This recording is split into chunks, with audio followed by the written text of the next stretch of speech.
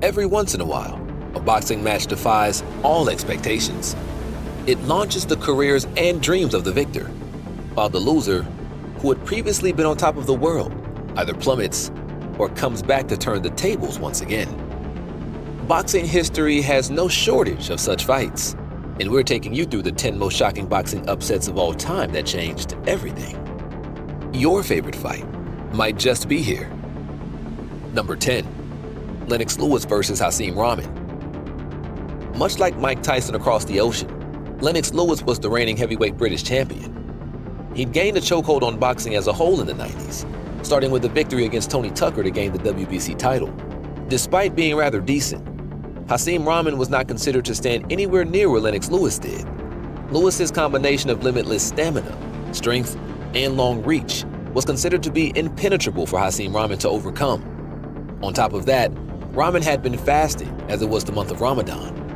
So when the 5th round knockout occurred, everyone was shocked, and the commentators were left screaming.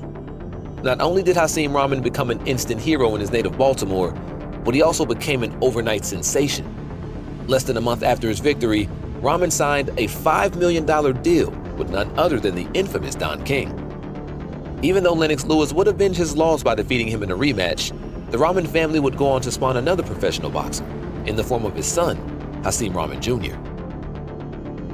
Number 9. Tommy Morrison versus Michael Bent. Everyone remembers Tommy Morrison as the man who packed more punching power and strength than even Mike Tyson.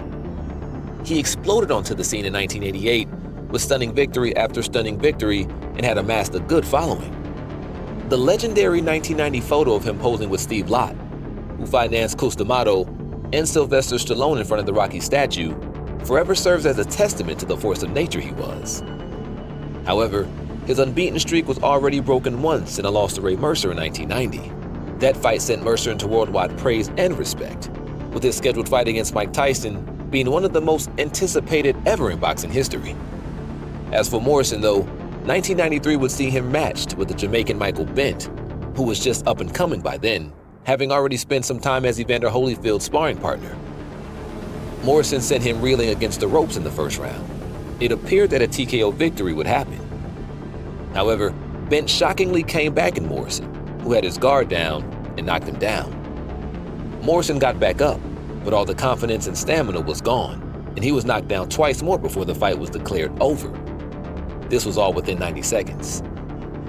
Bent was supposed to be a warm-up fight for Morrison, as Morrison had been slated to fight Lennox Lewis. His confrontation with Lewis would have to wait 2 years.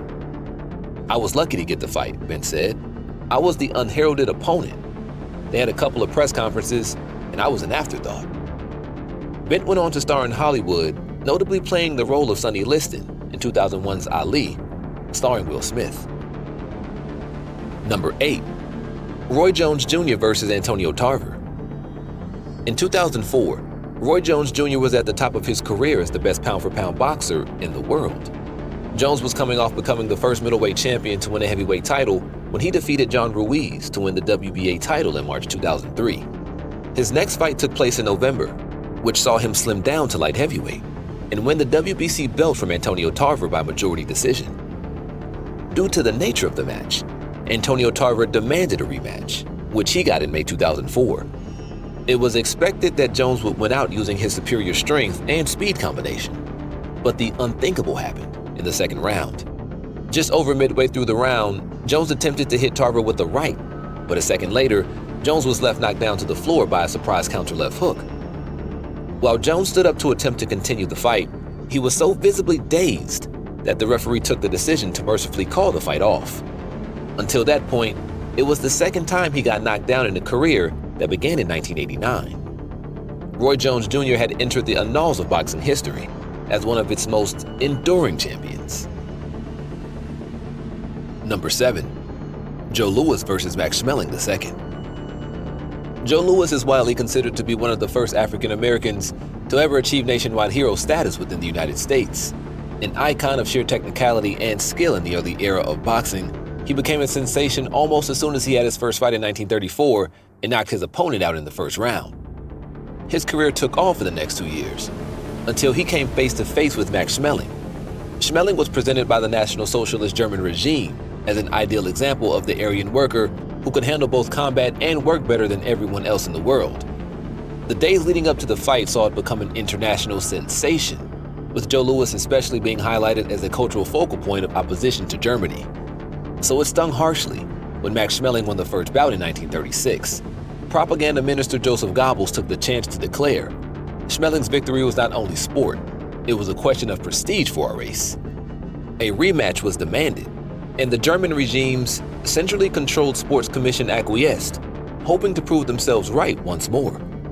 What followed was a brutal first-round knockout of Schmeling, and with it, all notions of racial superiority. Schmeling was disgraced and eventually drafted as a paratrooper in World War II, while Louis's career reached new heights. Fortunately, both survived World War II to become close friends in old age, with Schmeling even helping provide for Louis's funeral in 1981. It's gone down in history as one of the first among a long line of internationally significant watershed moments in sports. Number 6. James Braddock versus Max Baer. Born into a poor working-class family in Hell's Kitchen, New York, James Braddock never had it easy, even after becoming a very popular boxer throughout the late 1920s. The reason? It was the middle of the Great Depression. This was combined with the fact that he was a turbulent character and was considered to be a journeyman fighter taking on ne'er-do-wells like himself. But no one could deny that he had talent. Eventually, it got him a shot for the light heavyweight title against champion Tommy Lorraine on July 18, 1929. He lost a narrow decision in the fight at Yankee Stadium, and 2 months later lost most of his savings when the stock market crashed. Braddock's career nosedived, as he lost 16 of his next 26 fights and suffered multiple fractures in his feared right hand. In desperate need of money to feed his family, he retired from boxing in 1933 and took a job as a longshoreman in New Jersey. Up came the more financially stable and more consistent Max Baer, who didn't think Braddock would be much of a challenge. However, he had enough of being down on his luck and gave him hell right from the second round. Still, Braddock was known for being tough, so no one seemed surprised that he was continuing to stand. The shocker came in the last seconds of the fight, when Braddock landed 2 right hooks at Baer's head, back to back. The revelation of the scorecard left headlines burning with shock and awe, and James Braddock became an unprecedented working-class hero. He displayed the struggle of a guy trying to keep his family together, said Don King, who was involved in the production of the Cinderella Man movie in 2005. He was about family values. You work together to try to get the substances to survive. That's why I like his story. It's everyday life in the big city. Number 5. Muhammad Ali versus Sonny Liston. This fight was the true beginning of the Ultimate Legend. But what makes it even more special is that a different legend was defeated to make this go down in the history books. Sonny Liston was the Mike Tyson of his day. He was a feared power puncher who had twice demolished former champ Floyd Patterson in one round. Going into the match, he was obviously considered the favorite over the then young 22-year-old Muhammad Ali, then still going by his birth name, Cassius Clay. Despite being the underdog that everyone expected to be made short work of by Liston, Ali took no prisoners. Remaining defiant and confident, this is the origin of the historic float like a butterfly, sting like a bee declaration regarding his own fighting style. Indeed, this is what ended up getting the best of Liston. He tormented Liston throughout the match, eventually forcing him to give up in the 6th round. Ali then became an overnight sensation. Of course, the rematch that saw Liston get knocked out in the 1st round the following year would be the origin of what is probably the most famous boxing photo in all of history. Number 4. Julio Cesar Chavez versus Franki Randall. Julio Cesar Chavez's relentless poise and stamina made him the father of the Mexican style of boxing, and undoubtedly a national hero.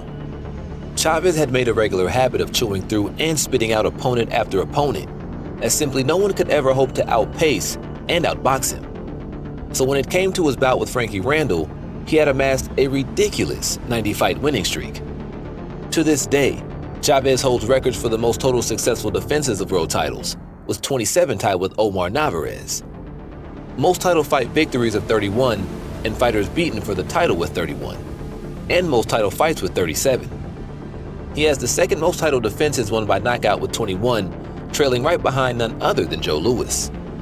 The power-punching Franki Randall was a clear underdog, With 18 victories and 1 loss by that point, and despite potentially being able to hit harder, everyone expected Chavez to expertly outbox him like he did with other power punchers in the past.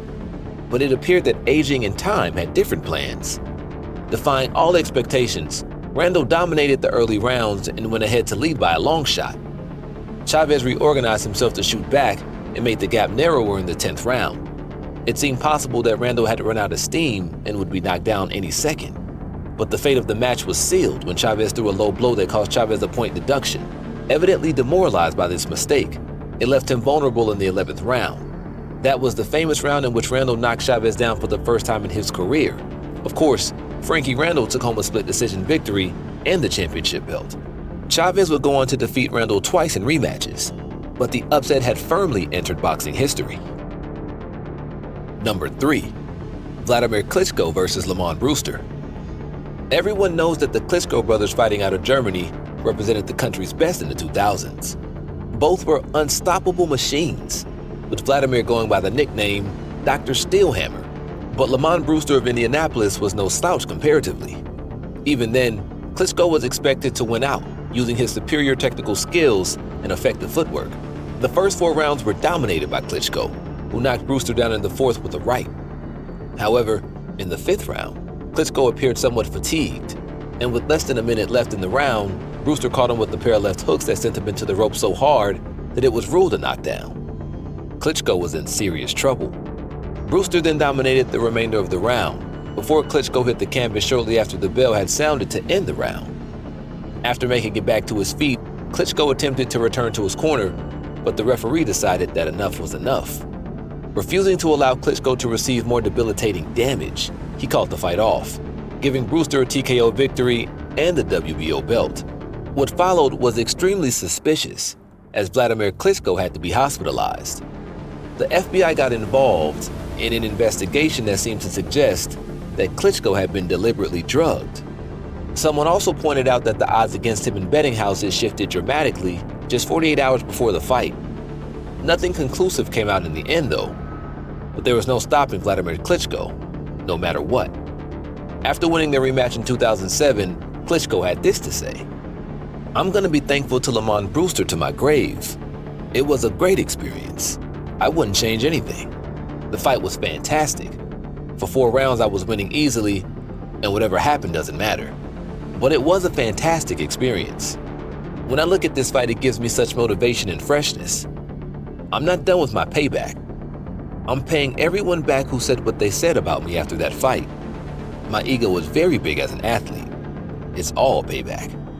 The fact that he wouldn't lose a fight for 11 years after this proved how big of an upset his loss to Brewster was. Number 2. Andy Ruiz Jr. versus Anthony Joshua. The match between Anthony Joshua and Andy Ruiz Jr. took place on June 1st, 2019 at Madison Square Garden. Far from being talked about in the same breath as the best in boxing right now, Andy Ruiz Jr. was not that popular, despite having amassed an impressive 25-1 record stretching back to 2009. Joshua was originally scheduled to face undefeated ranked heavyweight Jarrell Miller, who was replaced by Ruiz Jr. after Miller failed 3 drug tests. Joshua seemed to confirm expectations at first by knocking Ruiz down in the 3rd round. However, that was apparently the turning point. "That was my first time getting dropped on the floor," Ruiz said. "It just made me stronger. It just made me want it more. I just had to knock him down back."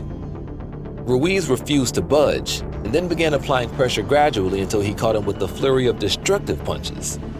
Despite coming in as a 25-1 underdog, Ruiz Jr. won the match via technical knockout in the 7th round, ending Joshua's undefeated record and becoming the new unified heavyweight champion. In general, this match was supposed to set Anthony Joshua on the track to facing Deontay Wilder and claiming the honor of being the best reigning heavyweight champion. With Tyson Fury being just around the corner back then, it seems in retrospect that it wouldn't have been easy for Joshua in any case. The Zone Boxing's official Twitter account announcing the victory will forever remain iconic. Number 1. James Douglas versus Mike Tyson. This will forever be the ultimate shocker. In 1990, Mike Tyson was the number 1 pound-for-pound boxer and the number 1 undisputed heavyweight champion. Douglas, on the other hand, was ranked number 7. While still a very good heavyweight boxer with the natural advantages of height and reach, this fight was considered to be a walkover for Tyson.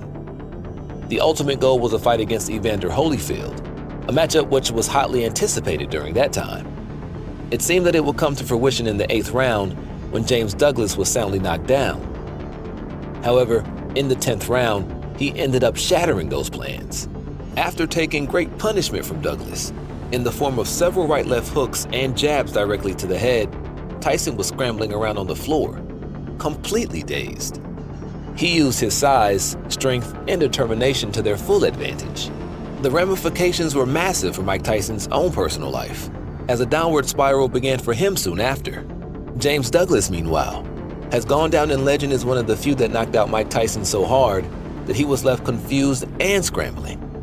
Douglas would be the one to face Evander Holyfield, and even though he failed to defend the belt that he took from Tyson, he had accomplished the apex. This was the biggest upset in boxing history. Do you agree with our list? Leave us a like and subscribe if you agree, or let us know in the comments if you think the ranking's off. We'll see you again when the dust settles on the canvas.